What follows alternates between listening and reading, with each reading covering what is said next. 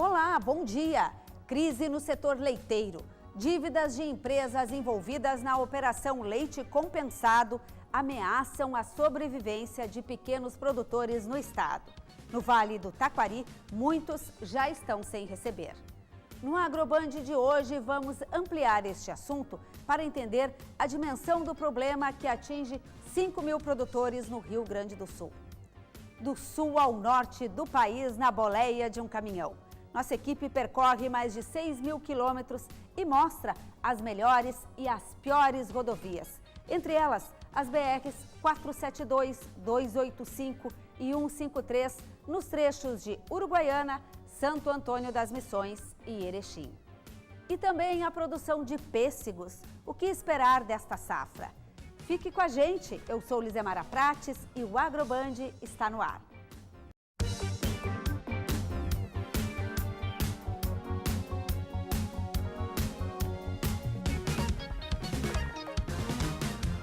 A crise na cadeia produtora de leite aqui no estado.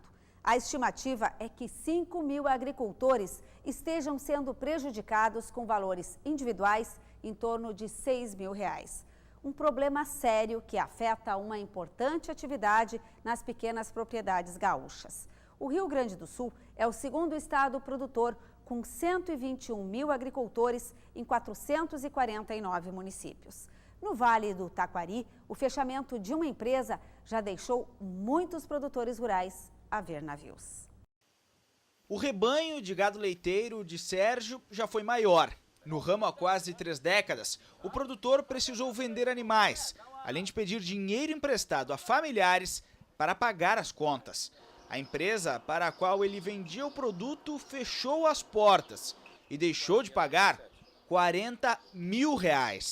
Eu acredito que para achar esses dois hoje seria uma missão quase impossível, se chamar o 007. É um dinheiro quando a gente precisa ir para o mercado, comprar ração, água, luz, telefone, tudo isso ficou para trás. O trator de Celso foi comprado através de um financiamento. Em dezembro vence a próxima parcela, no valor de R$8 mil, que ele ainda não sabe como vai pagar, depois de levar um calote de R$18 mil da ProMilk.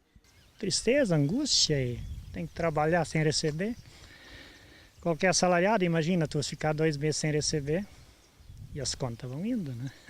Outros 9 produtores aqui de Estrela que vendiam leite para a ProMilk vivem situação parecida. Segundo o Sindicato dos Trabalhadores Rurais da cidade, a dívida da empresa com esses trabalhadores chega a R$70 mil. Muitos pegaram todas as economias que eles tinham nos bancos, né? Raparam as poupanças, o pouco que eles tinham, né? Então eles estão enfrentando sérias dificuldades, né? Não vai ser a curto prazo, vai ser a longo prazo, né? De repente até 1, 2 anos, para eles se recuperar de novo, para poder dizer, não, hoje estou folgado, estou tranquilo, posso tocar a minha propriedade adiante, posso começar a pensar fazer outros investimentos. Em todo o estado, mais de 4 mil produtores foram afetados pelo fechamento da empresa. Cenário que coloca em risco as atividades desses produtores. Aos 52 anos e com as economias de toda uma vida zeradas, Sérgio espera por respostas e reúne forças para dar continuidade às atividades do campo de que tanto se orgulha. Tinha um pouco de dinheiro guardado, no caso se precisasse, foi tudo raspado. Hoje a gente está estaca zero. Aqui conosco para ampliar o assunto, Ayrton Rochade, assessor de política agrícola da FETAG, e Alexandre Rota, secretário executivo da Associação das Pequenas Indústrias de Laticínios do Rio Grande do Sul. Bem-vindos ao Agroband. O Sindilate e a Associação Gaúcha de Laticinistas também foram convidados, mas não quiseram participar do programa. Nós vimos na reportagem que os produtores que dependiam de uma empresa específica estão com problemas. Mas é uma situação localizada deles ou é um problema generalizado? Bom dia. Bom dia, Lizemara. Bom dia aos telespectadores. Bom dia, Alexandre.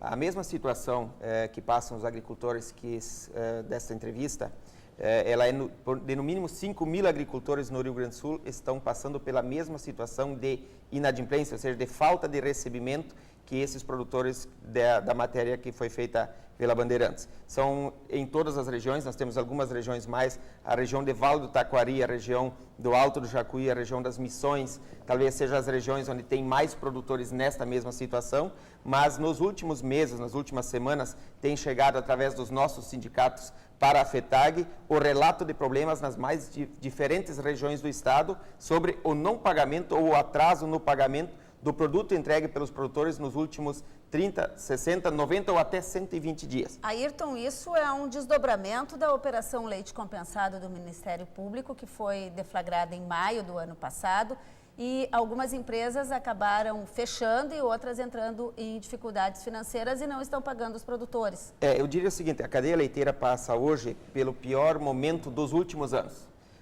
A questão do leite compensado, das fraudes, enfim, que foram motivo de investigações no ano passado, de certa forma contribuíram para o atual cenário. Mas não dá para dizer diretamente de que é apenas a questão do leite compensado que levou à situação que nós nos encontramos hoje. Nós temos empresas que estão em recuperação judicial, nós temos empresas que simplesmente fecharam as portas e deixaram de recolher e de industrializar leite. Nós temos empresas pequenas, médias e grandes empresas. Aliás, inclusive, tem empresas aí que têm tido por parte do governo federal incentivo nos últimos anos e que estão sem pagar os produtores nos últimos meses também. E, inclusive, isso é uma questão que revolta os produtores num cenário em que o agricultor fez a despesa, muitas vezes, no caso do leite, é a principal fonte de renda dessas famílias e ela serve para o pagamento da energia elétrica, para a alimentação da família, para as despesas que foram feitas para investir na produção, ou seja, toda essa despesa foi feita, a produção foi entregue e o produtor não recebeu o pagamento. A situação é dramática em muitas regiões.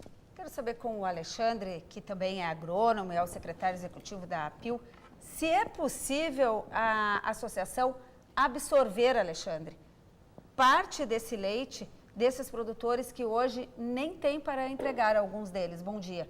Bom dia a todos os ouvintes e telespectadores aqui da Band. Bom dia, Ayrton, bom dia, Elisamara. É possível sim, e podemos absorver esse leite, é lógico, teremos que analisar a qualidade através dos nossos técnicos, através dos nossos laboratórios, verificar a quantidade desse leite, onde é que ele está, em que local ele está, e sim, através da associação, essas informações chegando, a gente destinar uma indústria, um laticínios próximo, para evitar tanto passeio desse leite, né? Como é que funciona a logística de vocês? São 55 empresas associadas à APIL e um diferencial é que o leite transita menos, faz um caminho mais curto.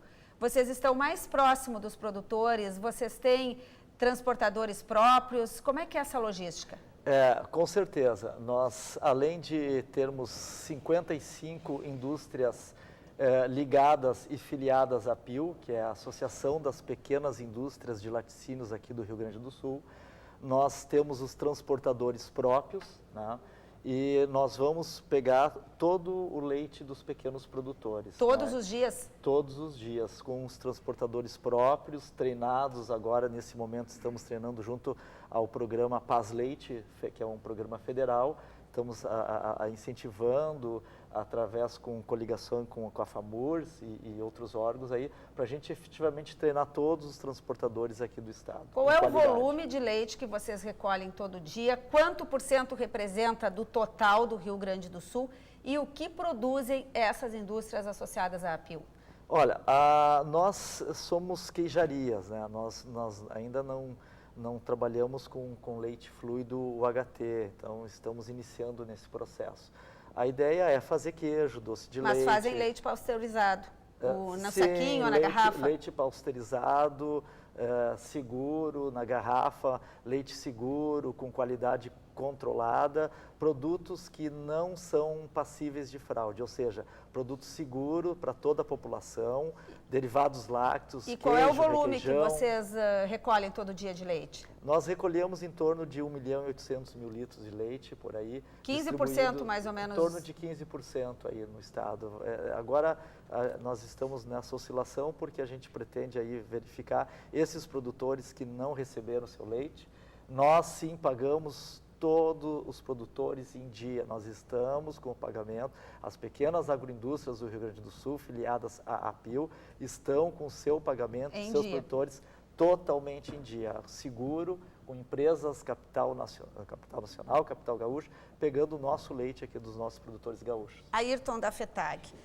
Os produtores já se organizaram com entidades, com a FETAG, com a FETRAFSUL, para encaminhar pedidos ao governo de uma intermediação, principalmente nas linhas de crédito que eles tomaram para custeio e investimento na propriedade.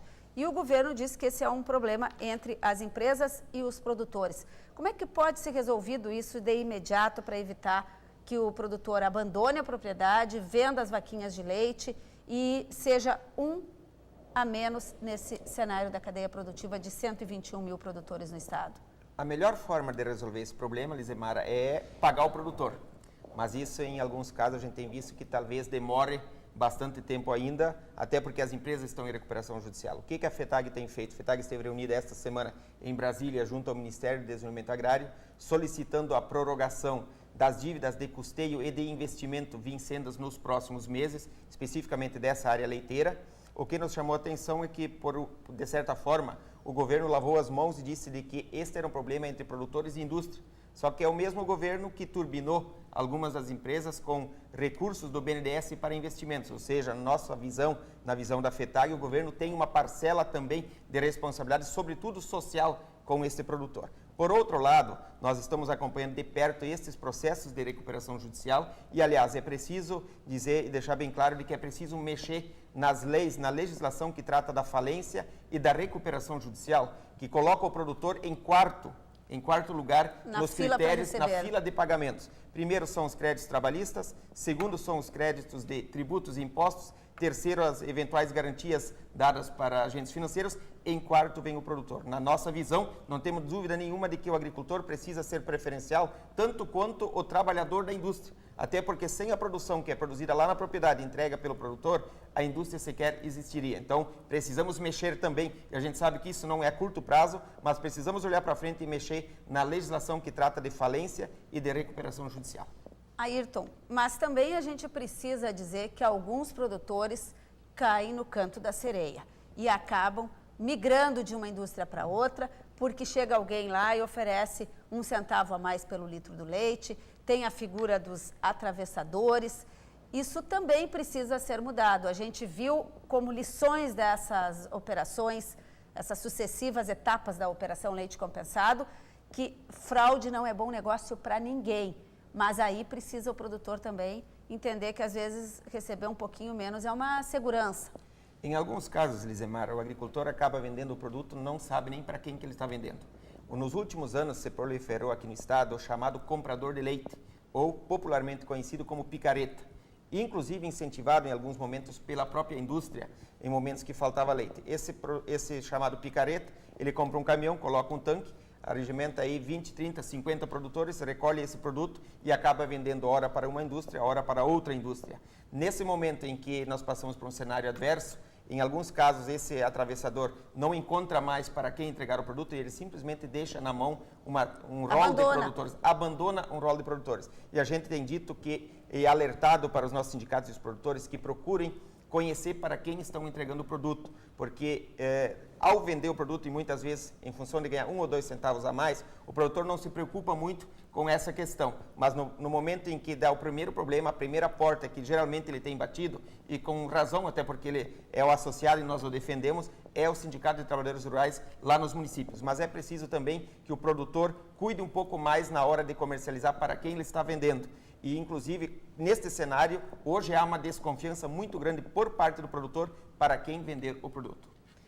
Alexandre, essa relação com o produtor, pequenas indústrias, muitas delas familiares, com a família inteira trabalhando ali, fazendo essa coleta mais individualizada do leite, produzindo queijos, manteiga, outros derivados, bebida láctea, enfim, é uma situação diferente. Me faz até lembrar, agora no Salão Internacional da Alimentação em Paris, a valorização da denominação de origem, da indicação geográfica dos produtos nesse caminho mais curto entre o produtor e o consumidor.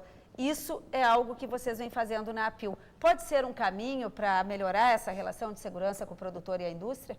Positivo, é um caminho.